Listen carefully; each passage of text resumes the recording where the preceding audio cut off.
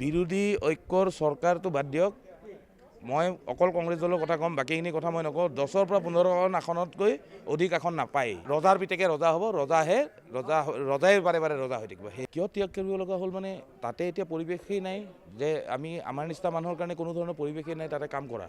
সুদীৰ্ঘ 9 বছৰ আজি কংগ্ৰেছৰ তৃণমূল পৰ্যায়ৰ পৰা কাম কৰিলোঁ, কিন্তু আমি ফলাফল একো নাপালোঁ।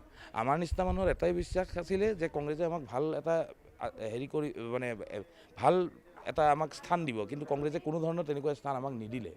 যিহেতু সভাপতি ডাঙৰীয়ে নিজেই নাজানে তৃণমূল পৰ্যায়ৰ ৱৰ্কাৰ কোন, কেনেকুৱা, কি, ক'ত, কিয় বিখ্যাত, সেই বস্তুটো তেখেতে নাজানাৰ ফলত আজি কংগ্ৰেছৰ এই অৱস্থাটো হৈছে।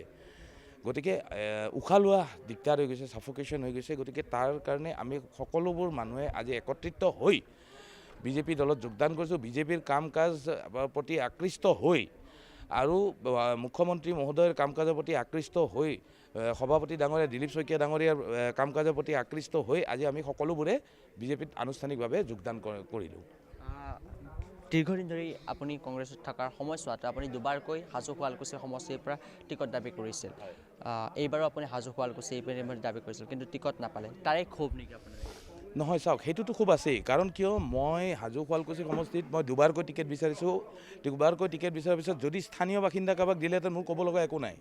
পেৰাচুট লেণ্ডিং কৰি ছয়গাঁও বকুৰ পৰা যদি কোনোবা আহি পেলাই যদি ইয়াতে যদি আমাৰ সমষ্টিত যদি আহি পেলাই যদি কোনো হেৰি নাই, কথা নাই, বতৰ নাই, আহি পেলাই টিকেট লৈ পেলাই গুচি যায়, তাৰে স্থানীয় মানুহ হিচাপে স্থানীয় মানুহখিনি বঞ্চিত হয়। হাজো শুৱালকুছিখনটো চৰণীয়া পথাৰ নহয় ন। আজি লৈছে, আমি ভাবি ল'লোঁ যে অনাগত 5 বছৰত আমি আকৌ কংগ্ৰেছ কৰি পেলাই আমি আকৌ ধুনীয়াকৈ আমি কাম কৰি যাম, দলটো শক্তিশালী কৰিম বুলি। আকৌ তেনেকৈ আহিব বৰপেটাৰ পৰা, আকৌ আহিব শদিয়াৰ পৰা, সেইটোতো কোনো কথা নহ'ল নহয়। সেই ৰজাই সদায় ৰজা হৈ থাকিব, ৰজাৰ পিতেক জীয়েকবিলাকে সদায় ৰজা হৈ থাকিব। সাধাৰণ মানুহৰ কোনো স্থান নাই তাত।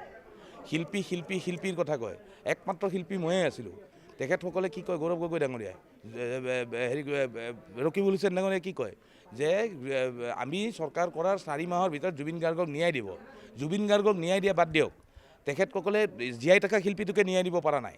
তেখেতসকলে কেনেকৈ জুবিন গাৰ্গৰ ভুৱা, কেৱল মিছা কথা কৈ এজন শিল্পীকো তেখেতসকলে কোনো ধৰণৰ স্থান নিদিলে। এইবাৰ আপুনি দেখিছে, তালিকাখন দেখিছে, আপোনালোকে চাব তালিকাখন, তাতে কোনোবা এজন শিল্পী যদি আপোনালোকে পায়, কোনোবা এজন ক্ৰীড়াবিদ যদি আপোনালোকে নাই, কোনোবা এজন চব ৰজাৰ পিতেকে ৰজা হ'ব, ৰজাই বাৰে বাৰে ৰজা হৈ থাকিব, সেয়ে কথা। আপুনি যোৱাকালিৰ দিনটোত মোৰ লগত যেতিয়া টেলিফোনিক এটা বাৰ্তালাপ কৰিছিল, তেতিয়া এটা কথা উল্লেখ কৰিছিল, গৌৰৱ গগৈ লগ কৰিব লাগিলে পাছ ল'ব লাগে। গৌৰৱ গগৈক লগ কৰিবলৈ এপইণ্টমেণ্ট ল'ব লাগে। কাৰণ কিয় এনেকুৱা নজিৰবিহীন ঘটনা অকল অসম কংগ্ৰেছতে হৈছে যে এজন দলৰ সভাপতিক লগ কৰিবৰ কাৰণে কৰ্মীয়ে এপইণ্টমেণ্ট ল'ব লাগে। সেইটো কেনেকুৱা ধৰণৰ কথা হ'ল? কোনোবা IS DCCC হ'লে বেলেগ কথা, কৰ্মীয়ে বনাই সভাপতি, আৰু সভাপতিজন কি অভিভাৱক, তেওঁ ৰাতি 12টাত হ'লেও লগ কৰিব লাগিব কৰ্মীক নিজৰ।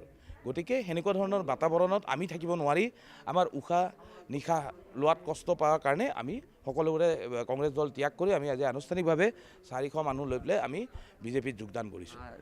যিহেতু যোৱাকালিৰ দিনটো গৌৰৱ গগৈ আৰু ইতিমধ্যে ৰাইজৰ দল আৰু অসম জাতীয় পৰিষদ ইতিমধ্যে একত্ৰিত হৈছে, আৰু ৰাইজৰ দল শেহতীয়াভাৱে একত্ৰিত হৈ এটা কথা স্পষ্ট কৰিছে, 2026ত বিৰোধী ঐক্যৰ ইতিমধ্যে চৰকাৰ গঠন হ'ব। আপুনি কি দেখে?